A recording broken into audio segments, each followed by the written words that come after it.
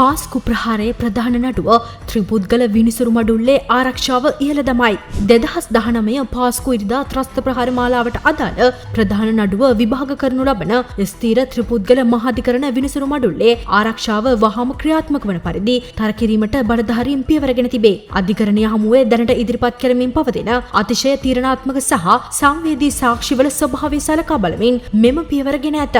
අගෝස්තු 5 වන දින සිට බලපැවැත්වෙන පරිදි විනිසුරුවරුන් වෙනුවෙන් වෙන් කර ඇති පොලිස් යතුරුපැදි ආරක්ෂක රථ ප්‍රමාණය වැඩි කර තිබේ. මහාධිකරණ විනිසුරු නවරත්න මාරසිංහ මහතාගේ සභාපතිත්වයෙන් යුත් මෙම විනිසුරු මඩුල්ලට විනිසුරු සුජීව නිශ්ශංක සහ විනිසුරු රාමනාථන් කන්නන් යන මහත්වරුන් ඇතුළත් වේ.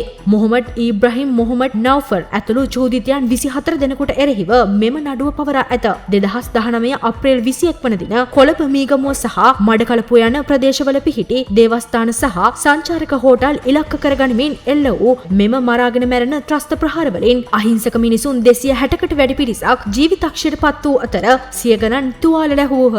මෙම මරාගෙන මැරෙන ත්‍රස්ත ප්‍රහාරවලින් අහිංසක මිනිසුන් 260කට වැඩි පිරිසක් ජීවිතක්ෂයට පත් වූ අතර සිය ගණනක් තුවාල ලැබුවහ. කසාගලින් මතුවන කතා කරන පත්තරේ මෙවැනි තවත් කාලීන සිදුවීම් දැනගන්න අපි නාලිකාව සබස්ක්‍රයිබ් කරන්න.